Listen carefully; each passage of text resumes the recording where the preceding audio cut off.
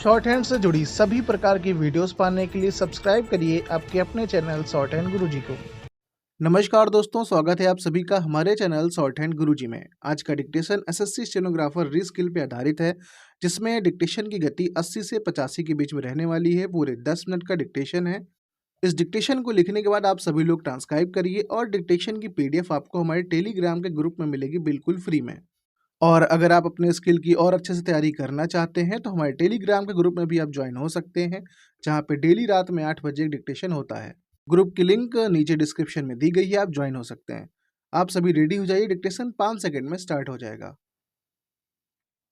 Ready, start.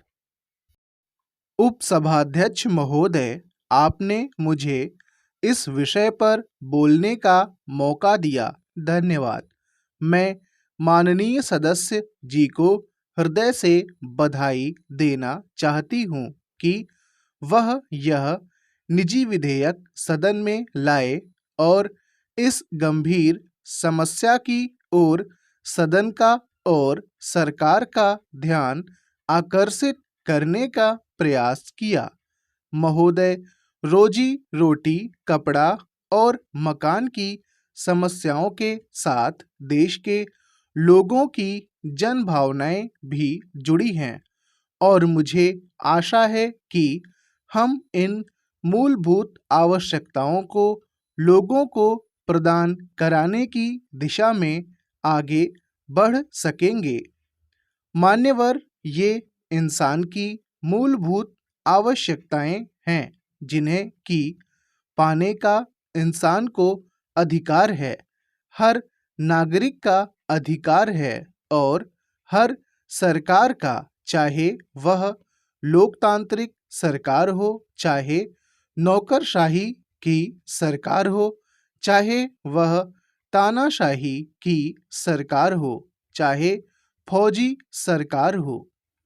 हर सरकार का यह नैतिक दायित्व है कि वह अपने देश के नागरिकों को रोजी रोटी, कपड़ा और मकान उपलब्ध कराए। मान्यवर, हमारा दुर्भाग्य है कि देश में इतनी विशाल जनसंख्या होते हुए, अटूट संसाधन होते हुए भी हर एक नागरिक को हम ये सुविधाएं नहीं दे पा रहे हैं। इसका कारण यह है कि यहाँ के जो हालात हैं, जो आर्थिक हालात हैं, उनमें पूरी तरह से संतुलन नहीं है और एक बड़ा वर्ग भेद दिखाई देता है। एक तरफ तो बड़े बड़े पूंजीपति हैं और दूसरी तरफ चौराहों पर भीख मांगते हुए गरीब लोग भी दिखाई दे जाते हैं। यह स्थिति हमारे लिए अत्यंत ही शर्मनाक है। मान्यवर, हमारे देश में जो श्रम शक्ति है, हमारी 80% जनसंख्या जो कि गांव में रहती है, उनकी हालत भी संतोषजनक नहीं है। वे बेरोजगारी की स्थिति से गुजर रहे हैं। कुछ समय तक तो उनको काम मिल जाता है, लेकिन कुछ ऐसे गरीब लोग भी हैं जो कि बंधुआ मजदूर जैसी स्थिति में रह रहे हैं। वे पूरे दिन श्रम करते हैं, फिर भी परिवार को भरपेट रोटी नहीं दे सकते। इसलिए मैं इस बिल के माध्यम से सरकार से निवेदन करना चाहती हूँ कि सरकार ऐसी नीतियाँ बनाए जिससे कि लोगों को काम मिल सके। हमारी केंद्र सरकार और हर राज्य सरकार इस तरह से कार्यक्रम बनाए और इसे अपनी नैतिक जिम्मेदारी समझकर उसका निर्वाह करे और उसको कानूनी जामा पहनाए। हर सरकार का यह कानूनी दायित्व होना चाहिए। सरकारें नैतिक जिम्मेदारियों से बंधी हुई हैं। उपसभाध्यक्ष महोदय, पिछले समय जबकि इंदिरा जी थीं, कांग्रेस का राज था, तो गरीब को संसाधन देने के लिए उन्हें रोटी, कपड़ा और मकान देने के लिए उनके जीवन स्तर को सुधारने के लिए उन्होंने कुछ कार्यक्रम बनाए थे। 20 सूत्रीय कार्यक्रम बनाया, बैंकों का राष्ट्रीयकरण किया, जिससे कि लोग योजनाबद्ध रूप से अपने लिए रोजगार हासिल कर सकें और सरकार उसमें सहयोग दे सके।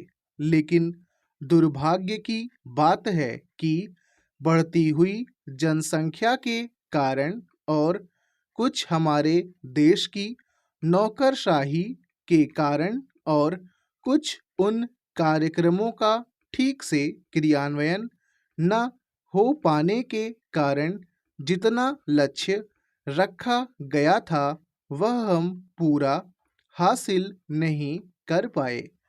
पिछले कुछ वर्षों में परिणाम काफ़ी अच्छे दिखाई देने लगे थे, लेकिन जितना लक्ष्य था वह पूरा होने में काफ़ी कमी रही।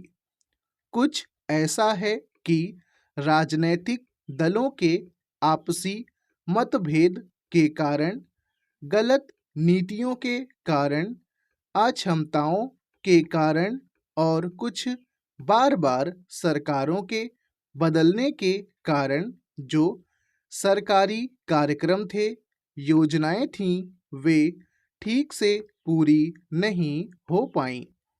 न सरकार उन पर ध्यान दे सकी, न उन कार्यक्रमों को, उन योजनाओं को पूरा किया जा सका।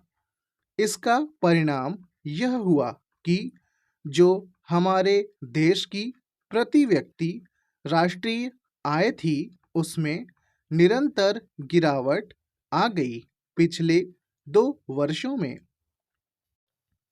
उपाध्यक्ष महोदय, आज हम देख रहे हैं कि रोजगार के अभाव में किस तरह से लोग, खास तौर से गरीब लोग, भूखे मर रहे हैं।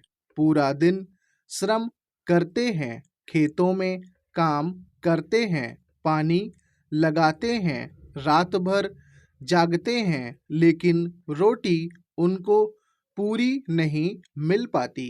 आज हमारे देश में संसाधनों की कमी नहीं है, अपार संपदा है, चाहे वह धन संपदा हो, चाहे धरती हो, चाहे खनिज संपदा हो, चाहे दूसरी संपदा हो, उनका दोहन ठीक से नहीं हो पा रहा है, उनका उपयोग ठीक से नहीं हो पा रहा है। जब तक धन और धरती का समान वितरण नहीं होगा, तब तक इस देश में कोई ठोस कार्यक्रम गरीबों के लिए नहीं हो सकेगा और यह रोजी रोटी, कपड़ा और मकान की समस्या वैसी ही समस्या बनी रहेगी।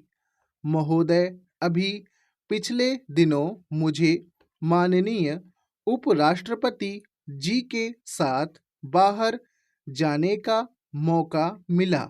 उन्होंने कहा कि रोटी, कपड़ा और मकान अपने देश की जनता को देने की हमारी पहली और महत्वपूर्ण जिम्मेदारी है। महोदय, संसद भवन परिसर में ऐसे महान स्वतंत्रता सेनानियों एवं राष्ट्रीय नेताओं की प्रतिमाएं तथा चित्र शोभायमान हैं, जिनके योगदान के प्रति राष्ट्र अपनी कृतज्ञता प्रकट करता रहेगा।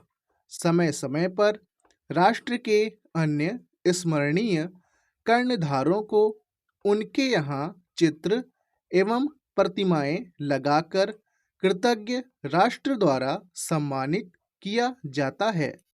इसी क्रम में आयोजित एक भव्य समारोह में 20 अगस्त 1963 को भारत के महामहिम राष्ट्रपति डॉक्टर शंकर दयाल शर्मा ने पूर्व प्रधानमंत्री स्वर्गीय श्री राजीव गांधी के भव्य चित्र का संसद के ऐतिहासिक केंद्रीय कक्ष में अनावरण किया। स्टॉप।